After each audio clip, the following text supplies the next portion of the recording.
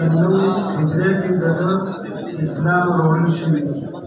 د پلار نوم یې عبدالله جلیل بن عبدالله بن جابر بن مالک البجلي کنیه ابو عمر او کوفې ته راغلو د کوفې نه نزله قرطین شاه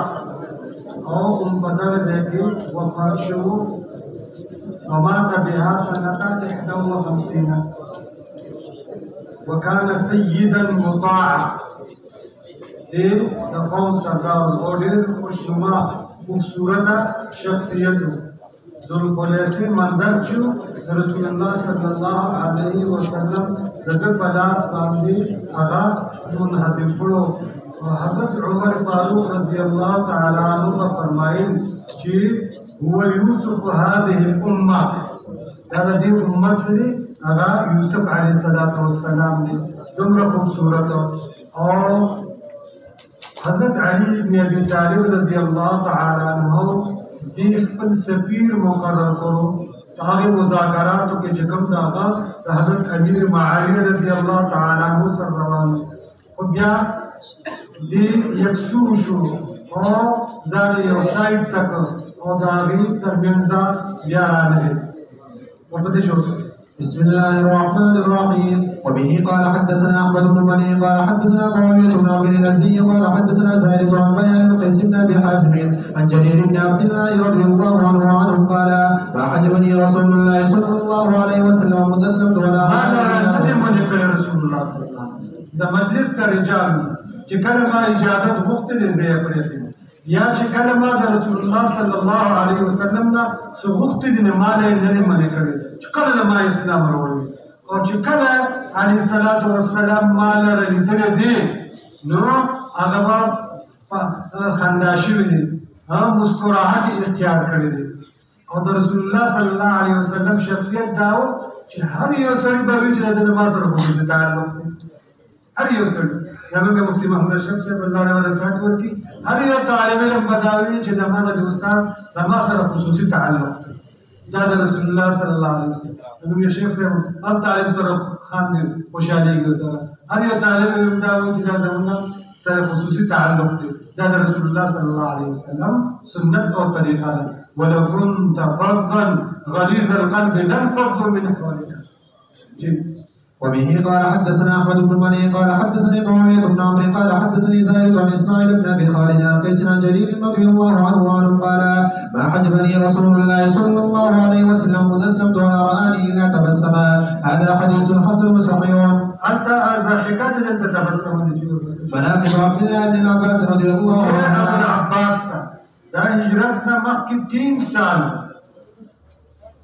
د هجرتنا 3 سال مخکې دا پیدایش شوی او سن 68 هجری کې ومات بالطائف سنه 68 سن 68 هجری کې 68 هجری کې په طائف کې داغه وفات شوی دی وكان من علماء الصحابه بشكل حضرت عمر رضی الله تعالی عنہ د اشیاخ سره د لوی اکابر فضلاء صحابه سره به دی یو ځای کو عام صحابه کرامو باندې دغه فوقیت پاوی ورکا او وی دوه کړه د جبرئیل امین علیه السلام دې یو کړه په حدیث جبرئیل کې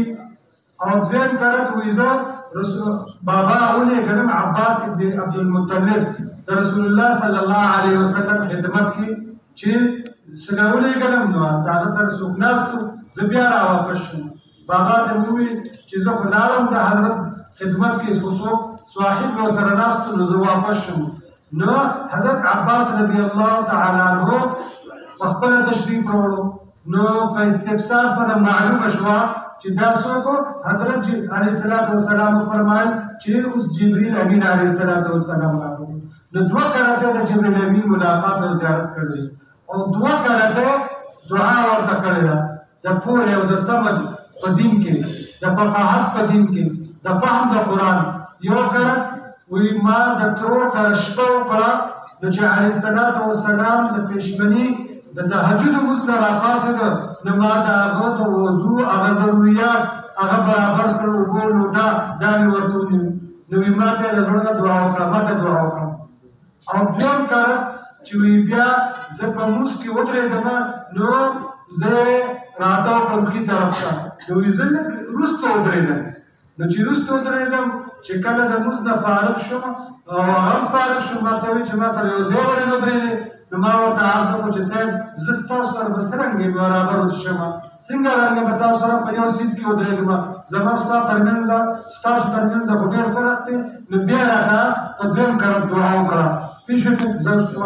وبه قال حدثنا بندار محمد بن غيلان قال حدثنا ابو احمد عن سفيان عن ليث عن ابي جاسم عن ابن عباس رضي الله عنهما انه راى جبريل مرتين ودعا له النبي صلى الله عليه وسلم مرتين هذا حديث مرسل ابو جاسم بن ابن عباس رضي الله عنهما واسمه موسى بن سالم وبه قال حدثنا محمد بن حاتم بن المؤدب قال حدثنا قاسم بن مالك المزني عن عبد الملك بن ابي سليمان عن عطاء عن ابن عباس رضي الله عنهما وعنه قال دعاني رسول الله صلى الله عليه وسلم يديني الله الحكم مرتين هذا رسول الله صلى الله عليه وسلم جمالا الله رب العزت فوها بدين كراكي ودا دعاء بذل مرة بإعطاء الحكمة وعلم الكتاب وبين كرت ومرة بتعليم الفقه بشكل حين خدمه بوزع ما يوزويه بشكل شيء الله تلقوها دين كي سمجھ بوجھ ولا دين كي ورکی اور یو کرتی ہوئی چې یا الله تعالی کوه په قران کې ورکړي دغه کې د حکم نه مراد فهم بالقران دی فهم په قران کې پښې نو خلک می ماته دعا وکړه چې بابا دا سنت طریقه دا تاسو ویلي یا وایي چې حضرت عمر فاروق رضی الله تعالی عنہ ته نو علي صلوات و سلام ورته چې دعاګانو کې می یا دعاګانو کې می ساته لیکن د زړه چې کوم ډول د چا خدمت کوي د چا غره خوشاله کی او بی اختیار د زړه اخلاص صمیم قلبنا هغه دعا کوي الله رب العزت دير اسرع الاجابه جي وبزيشن هذا حديث حسن قريب من هذا الوجه من حديث عطاء وقد رواه عكرمة عن ابن عباس رضي الله عنهما وبه قال حدثنا محمد بن بشار قال حدثنا ابن وهب الثقفي قال حدثنا خالد بن الحذاء عن عكرمة عن ابن عباس رضي الله عنهما وعنه قال زمني اليه رسول الله صلى الله عليه وسلم رسول الله صلى الله عليه وسلم كل سنين سراجه كرمه او ويل اللهم علمه الحكمه يا الله يا علمه العلم والفقه فوها بدين کې ورکه فوها سمجھ بوجھ بدين کې ورکه دا خپل کتاب کې د فوها سمجھ ورکه جی هذا حديث حسن صحيح مناقب عبد الله بن عمر رضي الله عنه عبادنا بشكل عبادنا اربعه يومين او وفقهاء الصحابه او د مفسرین دنه چې ډېر روایت راغلي او د پیدائش په دویم کال یا دریم کال د بعثت د رسول الله صلی الله علیه وسلم شو چې کله الله رب العزت هغه ته د نبوت نه سرفراز کړ دویم یا دریم کال باندې دغه هغه پیدائش شو او سن 73 هجری کې دغه وفات شو او وفات تاسو مشهور واقعه چې حجاج بن یوسف په سازش سره د شهید کړی شو او عمر داغه 86 سال بدر کې شرکت نه کړو نور ټول غزواتو کې شرکت کړو او رسول الله صلی الله علیه وسلم فرمایل چې نعم الرجل دا عبد الله ډیر خطرې لو کان یصلی من الليل نعم الرجل لو كان يصلي من الليل چرمان چې د شپې تهجد او مونږ کو ډېر خساره نو بیا ډېر کم داسې دي چې د شپې به دی ودو غني هغه به تهجد او سحر کې دی کوله الله دې موږ توفیق د تهجد یقیني خبره ده موږ په فیسبوک کې ژوندم تباہ کو دیم برباد ته ټول څه یوې بلې پورې نه سکړه کا یا لك یا الله دې وبانه موږ واره یا الله دا زمون د دین دشمن دی دا زمون د آخرت دشمن دی د دنیا دشمن دی زه او چې کله ذهن کې داعیه د فیسبوک پیدا کیږي ځان د قران ایپ دا ډاونلوډ کې چاته چې موبایل دی او بس یو ورکو تلاوت کوي او دا تلاوت کوي چې وی نعم الرجل چې عبد الله بن عمر رضی الله تعالی عنہ متعلق فرمایي لو كان يصلي من الليل زنا كمال مولاه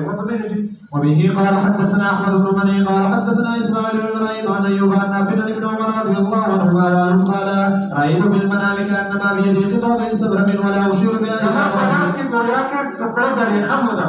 او زه اشاره نه کوم د ټوکړې سره یو موضوع یو ځای ته جنت ته مگر الا طارت بي الیه مگر بوزي ما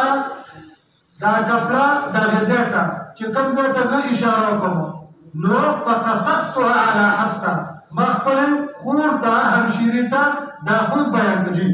فقصتها حفصة على النبي صلى الله عليه وسلم وقال إن أخاك رجل صالح وإن عبد الله رجل صالح وزارون نيك سرير يا عبد الله نيك سرير صالح چاته چې هو القائم بحقوق الله وحقوق العباد چې حقوق الله برابرۍ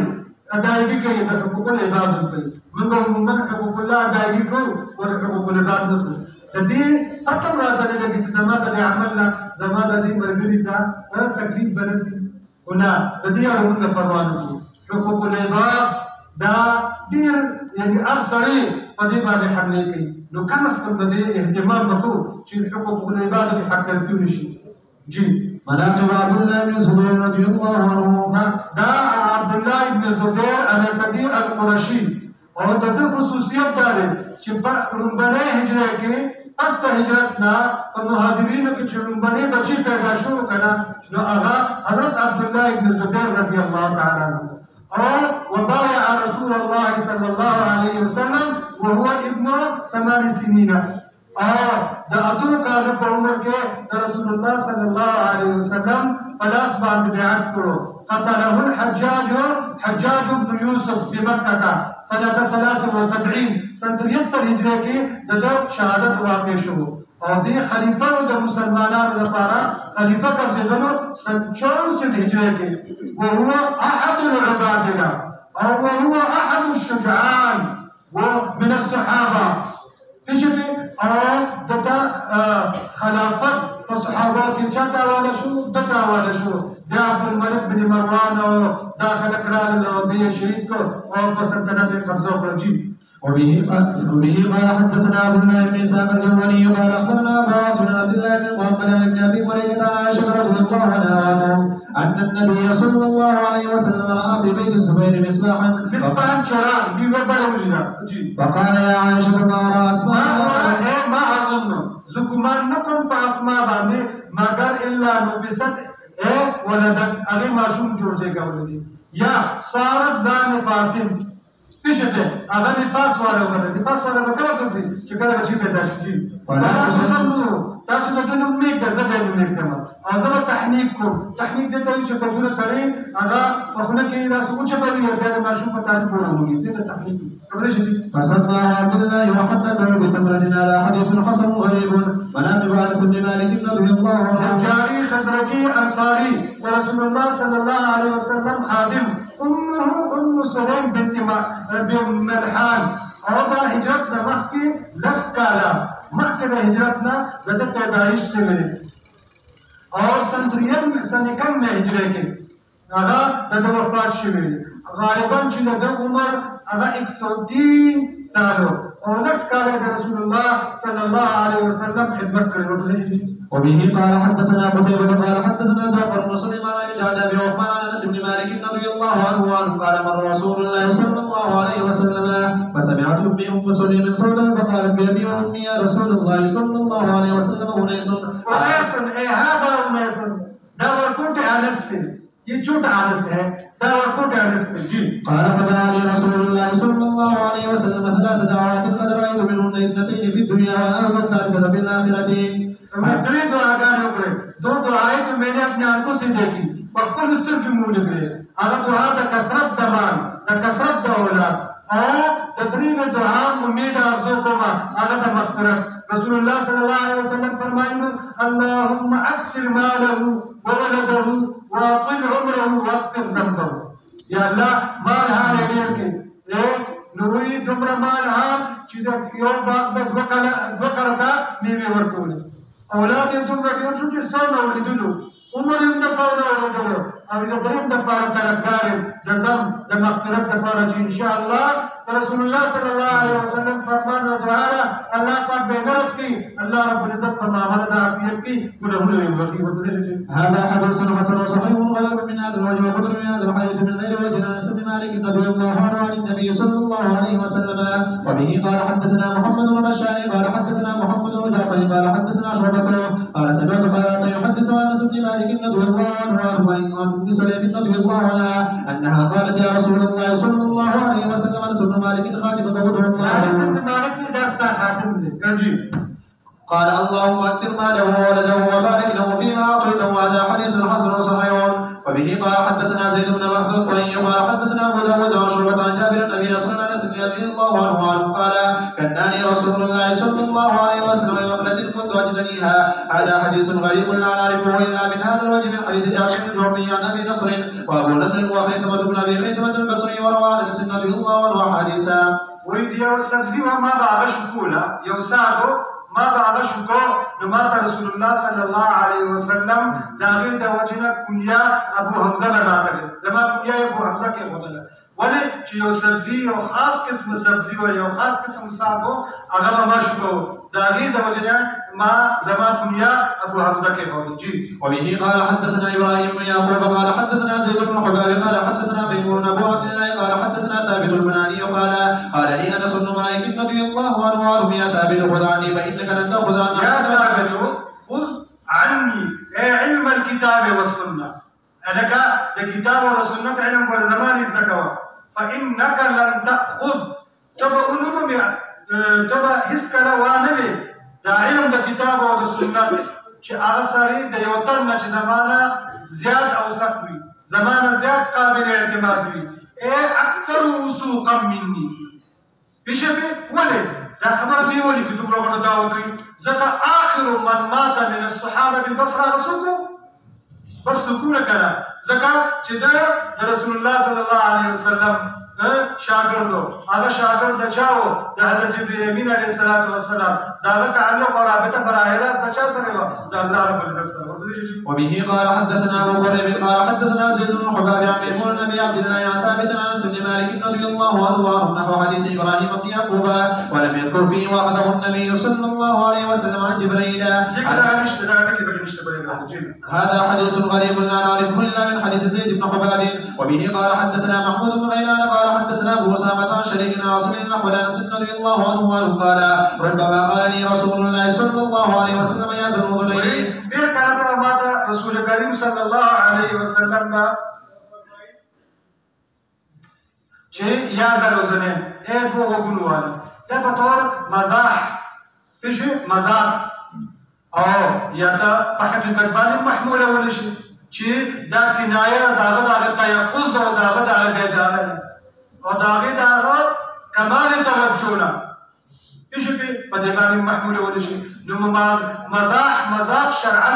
او حدود د شریعت کې لري جائز دي خپل مرګونو جائز دي لیکن داسې مزاح چې د بل سړي زړه به مات شي بل سړي هغه خپل توهین او تحقیر کوي دا شرعا جائز دي. موږ دې هیڅ پروا نه کوو مرګ پروتوک کو او خیر د هغه په خپلګي دا زړه به ماتيږي. هذا حديث حسن غريب صحيح. وبه قال حدثنا محمود بن غيلان قال حدثنا ابو داود عن ابي خلد قال قلت لابن علي سمع انس رضي الله عنه من النبي صلى الله عليه وسلم قال خدمه 10 سنين.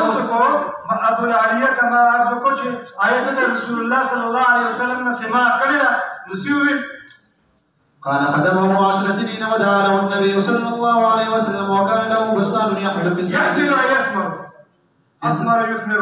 میوه ورکول دی په یو کال کې دوه کړه او پای کې یو ګلو چې انس بداغي رضی الله تعالی عنہ بن محسوسو پشان د بن د مشکوم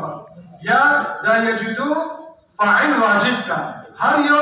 بویون کې بداغي بن پشان د مشکوم هغه محسوسو. جی. هذا حديث حسن غريب وابو خلد اسمه خالد بن دينار وهو ثقة عند اهل الحديث وقد ترك انس بن مالك رضي الله عنه وروى عنه مناقب ابي هريره رضي الله عنه. عبد الرحمن بن صخر دوسیو اور د هجرت نه مخکې 21 سال مخکې د هجرت نه د ولادت شو او سن 59 هجری کې د وفات شو. او تقریبا 80 سال د دون عمر په ووم کال د هجرت باندې په موقع په کال لا خیبر باندې د اسلام وروړو او د مکثرین من الروايه او طالب علمانو دا د حدیث طالب علم او دې چې څه کوي الله رب العزت موږ تاسو ته توفیق راکړي تاسو ګور دې وي. وبه قال حدثنا ابو موسى محمد بن المثنى قال حدثنا عثمان بن عمر قال حدثنا ابن ابي ذئب عن سعيد المقبري عن ابي هريره رضي الله عنه قال قلت يا رسول الله صلى الله عليه وسلم اسمع منك شيئا فلا احفظها قال ابسط رداء فبسطته فحدث حديثا كثيرا فما نسيت شيئا حدثني به هذا حديث حسن وصحيح وقد روي من غير وجه عن ابي هريره رضي الله عنه. دنا د 15,000 زیات روایات دنا منقول دي او دا 200 زیات صحابه او تابعین رضوان الله علیهم اجمعین د شاګردانو او مرګري فرمایي چې ما عرض کوي یا رسول الله څه خبره تاسو نه اور احادیث اور زمانه یادېږي وی دا خپل علیه الصلاۃ والسلام راته فرمایي دا خپل صادر دی وغواړه چې ما وغواړه علیه الصلاۃ والسلام ډېر حدیث بیان کړ بس داغين بس مالد رسول الله صلى الله عليه وسلم يو حديث عندنا يرشوي وبه قال حدثنا محمد بن عمر بن علي المقدمي قال حدثنا ابن ابي عدي عن شعبة عن سباق بن الربيع عن ابي هريره رضي الله عنه قال اتيت النبي صلى الله عليه وسلم وسدت ثوبي عنده ثم اخذه فجمعه على قلبي قال فما نسيت بعده هذا حديث حسن غريب من هذا رسول الله صلى الله عليه وسلم خدمتك حاضر شم ما خپل کپڑا وړه هغه بیا ما دا کپړه راوښته او دا مې یو ځای کړه او د خپل سینې سره مې ولګوله بس د هغې برکت دا و چې د هغې نه پس ما نه بیا سیره نه راغلی او بعض علما وایي محدثین وایي چې رسول الله صلی الله علیه وسلم یو ځل اراده د خطبې وکړه د بیان وکړه وی فرمایي چې څوک دی چې زما د صادر وغواړي او زما د فراغت نه پس به هغه واخلي حضرت ابو هريره رضی الله تعالی عنہ شاګرد استاد ته هغه غواړي صادر غواړي وی چې علیه الصلاۃ والسلام پاسې د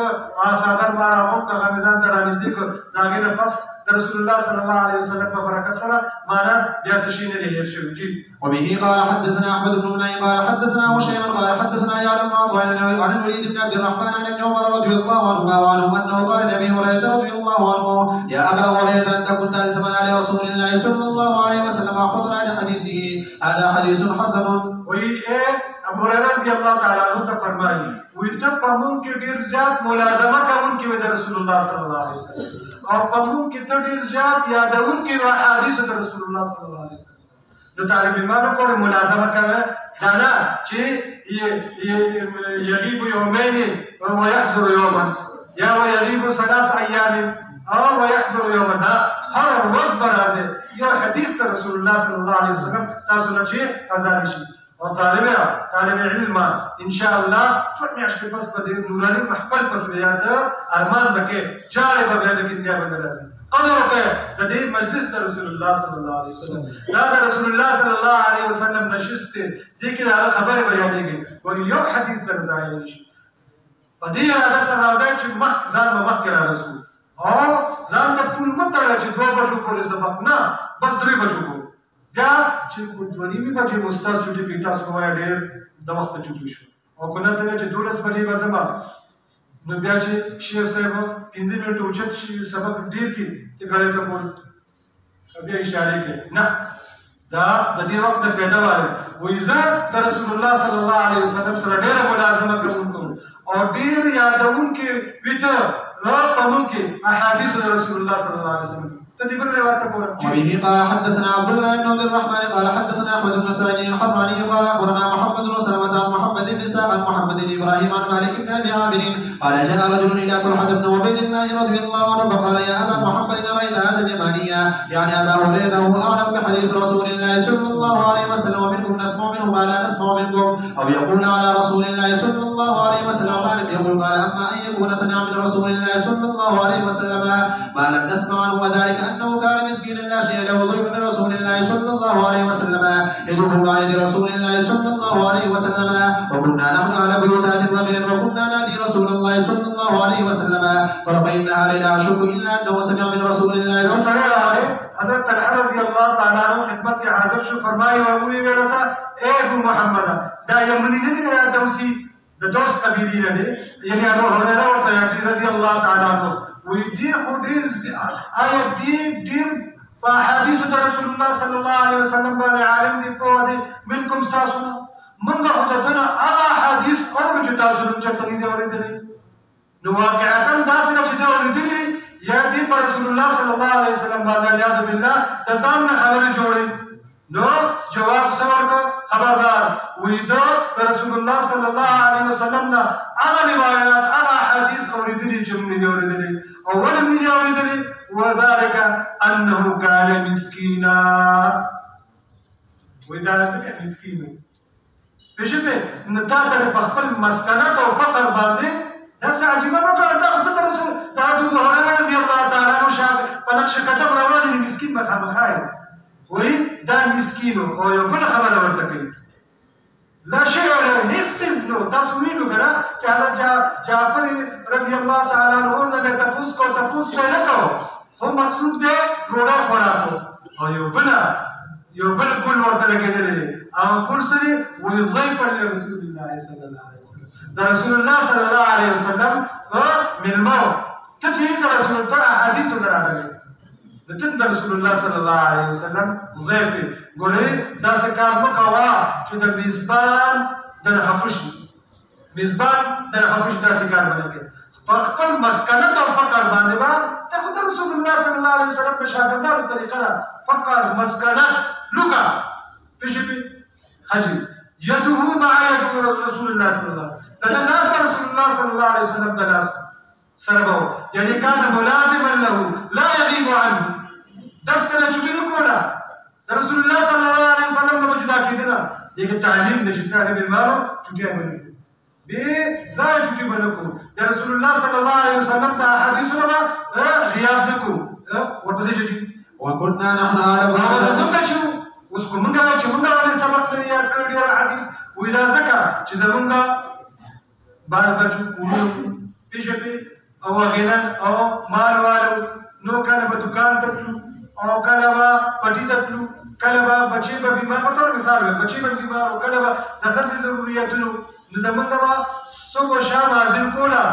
حضرت ابو هريره رضی الله تعالی عنہ ملنګو هغه په سفر کې د رسول الله صلی الله علیه وسلم حدیث د پروتو دعاګانې ورته کړې دي ځکه هغه زموږ زیات عالم دی په حدیث د رسول الله صلی الله علیه وسلم زوس ورپسې شي ولا تجد احدا به خير يقول على رسول الله صلى الله عليه وسلم وعلم يقول هذا حديث حسن قريب لا نعرفه الا من حديث محمد بن اسحاق وقد رواه يونس بن بكير وغيره عن محمد بن اسحاق وبه قال حدثنا بشر بن ادم ابن غزال الصمان قال حدثنا ابو صبر بن الوالد قال حدثنا ابو خلة قال حدثنا ابو علي عن ابي هريره رضي الله عنه قال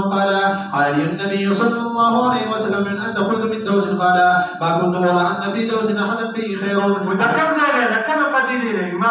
سر زه د دوسیما د دوس قبیله نه وای زه ګمان نه کوم چې یو تن چې په دوس قبیله کې آیږي دومره خیر لکه څومره خیر چې الله پتا کې یې هذا حديث غريب صحيح وابو خلد اسمه خالد بن دينار وابو عالية اسمه رفيع وبه قال حدثنا عمران بن موسى القزاز قال حدثنا حماد بن زيد قال حدثنا المهاجر عن ابي عالية الرياحي عن ابي هريرة رضي الله عنه قال اتيت النبي صلى الله عليه وسلم بتمرات فقلت يا رسول الله صلى الله عليه وسلم ادعو الله فيهن بالبركة فسمهن ثم دعا لي في نفس البركة عليه الصلاة والسلام وی چې سر دې باندې